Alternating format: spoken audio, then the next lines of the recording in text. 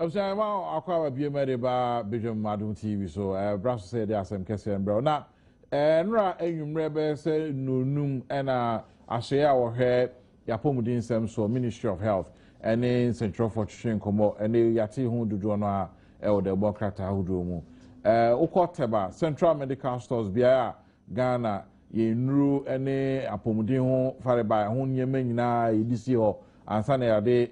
Komanta mahudu no nyina me jato mu no afi na mpanifo ti mebu nkonta na wie na se na no pe ya tie no niema ahye no wudi sinsen yesu na obu hu nkonta no a ebe se 237 million Ghana cedis insurance ni ho ti ya hwere ekọ gone waste keke to o my Ghana aban bibie no ha da ben ena yebetimi asua bibi ede afiri eno ni Asem Kesee na no pay yedi ho enkomo bibie no wa issue ye ha say yibi foni kakra ne de akere enchenso na ebie phone lines no watimi afre na wa kire wadwen nse enti yebekọ so ane atena ma Ghana japade ahyehyɛ sisi ya na obeka enti ebia na Ministry of Foreign Affairs ehonsusu ejato mu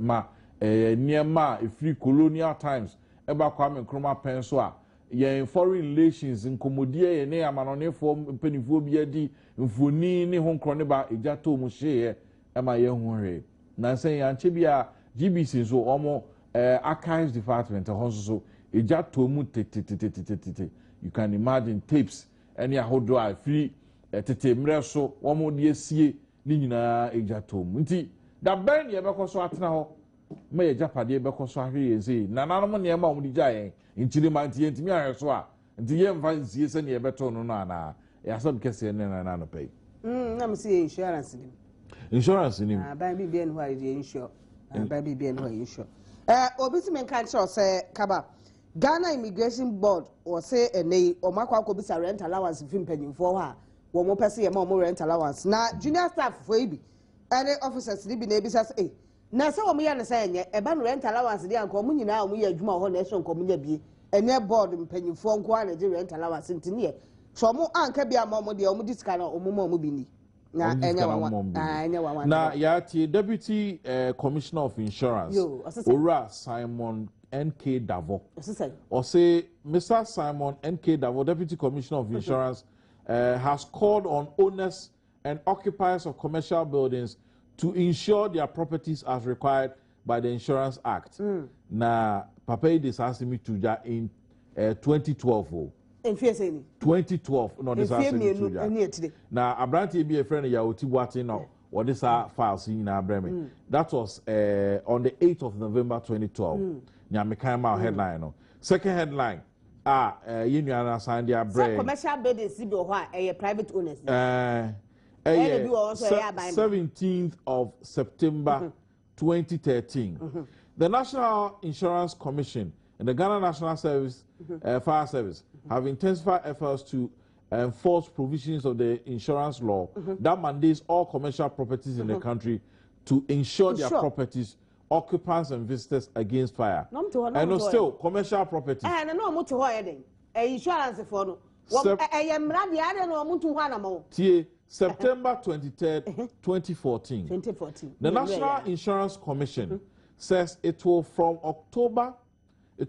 the month of October arrest and prosecute owners of private commercial buildings who fail to insure their buildings, quoting sections 183 and 184 of the Insurance Act, Act 724. Na we know bibia yes commercial for state institutions, you know, and the insurance for the form one. No, I know was car or they are kind of the for car above free. Ghana and for car Air Force play. Now what you are free, no insurance. What's that a man penny? No convoy, now or move to quiet. Well, free, no insurance. Be on one of whom Bobaka said, na pa say be ma insurance ho de ayoka enti abani bia no a wode insurance ayo no kuno enti anapa no e won komo ne yedie e be bie phone lines no na wetimi afre bo ma me 0302211701702703703 704 yes how the one sem no efa WhatsApp e be kan o de sem no apm e wo eye Facebook a ye be kan baby out the Beurabiano, say ye mail, emails, so and so ye to me a kind of amawo, na to me a bois, I to the Ghana could ye, and they a British way cranny yak and nemum, a drone no gumno so crown, no insurance, a no gumno, no insurance in Tiashi, a sequa. In another no almost insurance fund, Ampa. Oh, no, some going to them, yes, almost insurance for 1 year, and then I'm saying so much. Francis Wahumana. Francis, hello, Francis. I'm yes, I, Papa. I feel able to stamp and pursue Bonnie Bianto. Amen. When you're by Mecca or my Sika actually SP, it will be almost draw a group. In fact, I say, Obin, dear, the senior no say it is sad, dear. Oh, and there's a man penny for no, or Moody or Manivia more papa. Say, be able to make it difficult, no one but the whole see Woody Jack to more. I hope the other see and penny puno with your man name. Umutu crying a common and also what you say. A number of big criminal back dear. But a number would to crown and know you show. Nothing can yes to go crown your crank or what the Vesa crank or what I can to go. Togo, the end, or more and boy. Nah, you to me not mine. Yeah, that's say obi the other about CBEC registration fees. No, I say a be edge a board different. Oko private schools so as on the omoje, and I call a buying schools so as on the omoje instead of 17 cities. No, private schools where Okumasan 150 Ghana cedis and 29 penny phone to one among who the air. Now, I brought your blues camp when she am watching. Did you so am I? Midin the Kabawa, young Quenim. Eh, come on, sorry. Come on, you simply I represent where all said, Mama didn't say, cost Ghana, ha. Let me try to do it to me, come, Papa. I'm a general one in Chelsea. Say, Ghana, your Mama didn't to me say, quack. No insurance, being him, say the next year. Who said, Mama, I see ya, and no baby, I see ya. Let us a Ghana calling him, and I'll grant a benefit. Yeah, 5 is a Ghana calling him. And it's a normal aircraft, or say a ball buying. Come question, my question, yes, sir, some normal, a buying investigation, ye, send me a normal beer, I say, piano, if it's 2 1, I'm a therapy, this has interview. You, I like the mama, so, what is the focus of a Adom Kesee and NDC press conference on na Ayele cooking? Was he a shameless NDC? Kratchini Kekusi, and a defeat and just to be sensitive by him. You saw a foul phone calls. No, wow, I'm going to say I'm watching. A judge on. Hello? A judge on, I'm watching. Yo, I'm sir. Let's get you free now. Yeah, Joseph. Now, okay. A year, you can get she. If you show me almost somebody, you Sunday, you look up. And you might say, what the tells you crown yes, we need insurance here. Now, pussy fortune. A company to say, and now Japadia to say, the new insurance of one of mine, Abokat. You go come out of Kakokana, no more so Sako can say, maybe a chairman people time, one man you see, one man you see. We're crying there. Ghana fitted to the insurance. The offer our time, yes, she also. My tired to say. Daniel, the boom mine. Kaba, the church here for China now. Yeah, I say, we fitted to Ghana new insurance that one moment in politics and Asem, but then they say to me, a general year will be a bit me a boy, papa. You are Humanus way more quaba. Yeah, Major Sonana. Buy and pump to say. Yamikusu, anything. Which you only cover. You are Joseph, the immortal. Mammy me DC, Honorable Peter Pashaka, Mercy Central DC. If you say, it's about time, say, Ghana property, yeah, a bit me. I know, say, where your policies are, and can buy 8 million, say, even vehicle something, even government vehicle crumple. I don't think there is even an insurance on it. Government vehicle. Debbie. Even the Kobasa, Atoration be too, sir, your man, then the company people contribute your hands and the Ghana a boca. I don't know. Government give vehicle, maybe no. Why can't government your office be still? Okay. Oh, it is about saying, yeah, you're very proactive now, say. My brother, I know to meet in your Google came. Not Ghana, not about the year, and maybe we move away from things here and here. Johnson and I, you are a utility player. You can play with any player, whether Kaba or Kwabena. And that's what mean the same size. You go and she carry man of a body same everything. Yami Adom here, me too. Nana ya wo ho ye de. Yami esra me pa. Meti mun ka ke.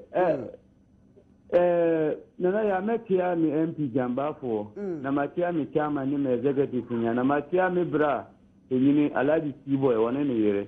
Ya o mutie mu pa kaba. Nsem we no mu de entimi kan o. Se abanya dia that's we 237 million Ghana cedis. Obi said that, and our Disika was in our name in Yame.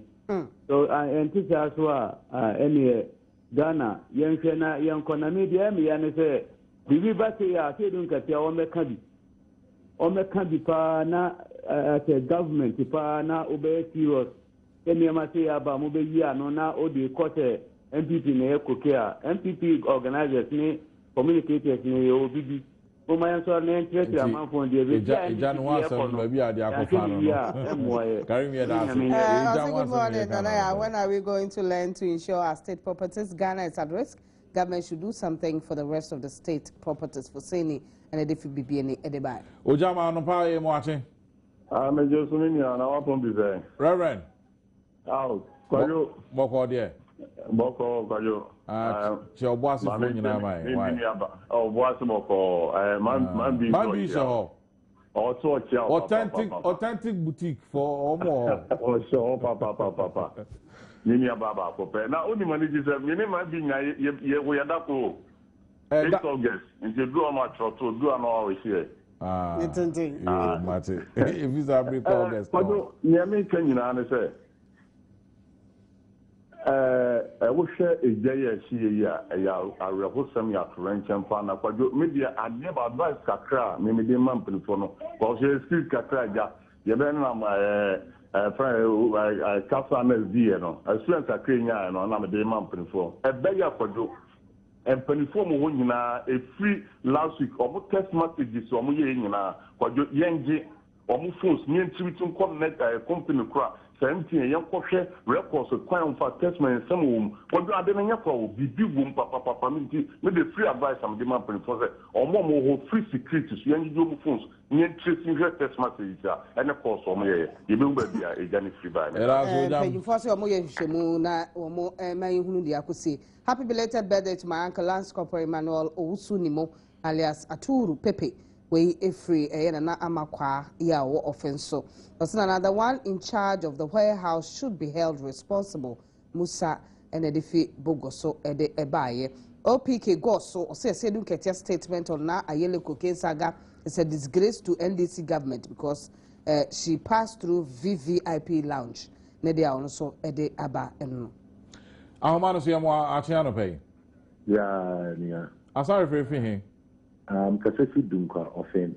Yo, Casamento. Edika, Medinchia, Edema, and Nayaina, Nambincha de Ma, Dunka MP, Nanamacon, Namisadincha de Ma need to do Obia and Namakun on Lubisina 9. Are they if Yakunya? She's here way I do in the Sino. The best of my pennies open Nancy.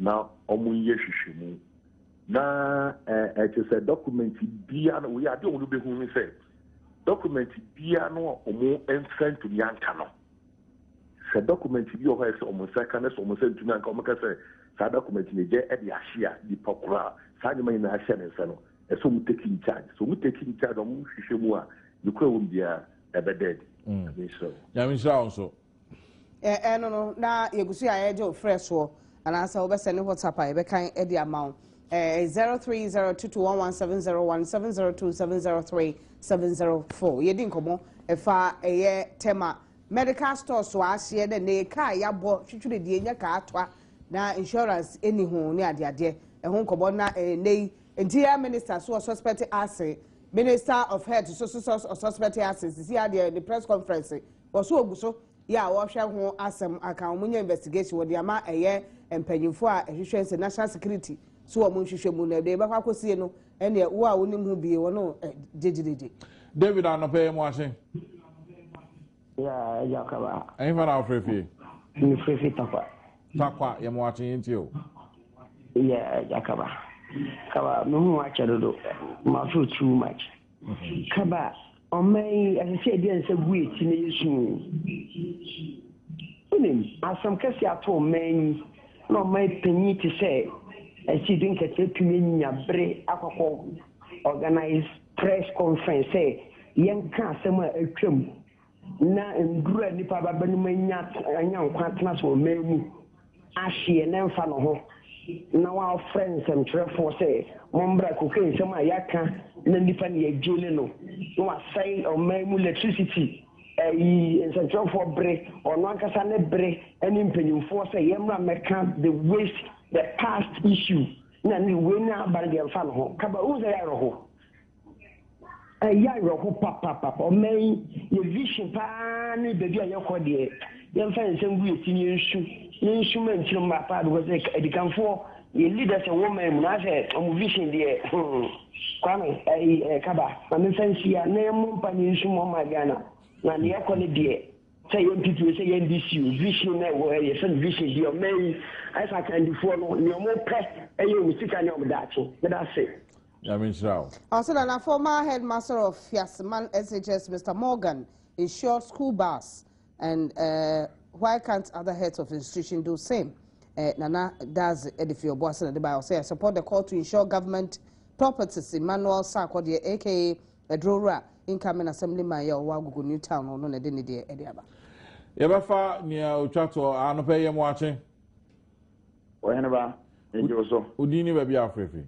Mamo afinshia panso Afen komesan ho Adom adwumayefo nyina nso metia na wo mjo so akora ye frɛ me odehie ba me kasa firi nwene so na mawan e wa atwema kwa ahoma ona abo Dr. Kudwapia Kubi me mpehia so na me gina yo akora bibisa sɛ nti sɛsi wo manyi ye kɔye nimu ana sɛ ye kɔye chi nempo de kɔso wo manmu ye misa sɛ bone bɛya ne yaye a enne sese die ye da wogemu a ojana yakwa akoto ba bia ye benya ya pom dine kura ho hawo emu ahoto afiri no ho nso so na sabri woja edei papa ene ye misa se efiri hene e ye den so ne ba sa ono enioma a yekoso no me hu ni se nyame mpewo na nyame pese wo koje wo man Ghana na Ghana mpanyimfo nso mpese ye be ma ye ni so ahwe nyame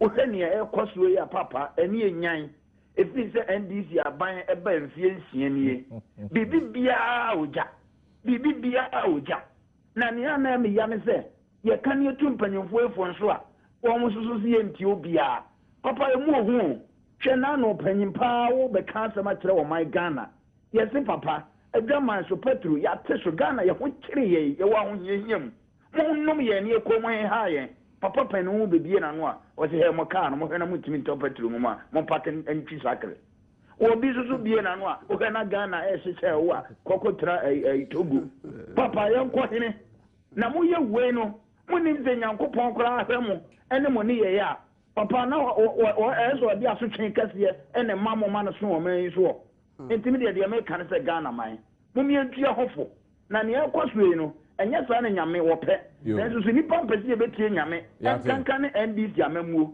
so make the point that see papa yeah ha ne besie ne ya sori so messages in the by mo mbre pam ka babeka ni nyina e de amamon nti na ye twa ye ho aba adamede aye krado ya wo de ye agukansie e de brewo Asem Kesee ne de danfo jai bitters ene mesha ene waso yasne ya de brewo ye twa ho aba sia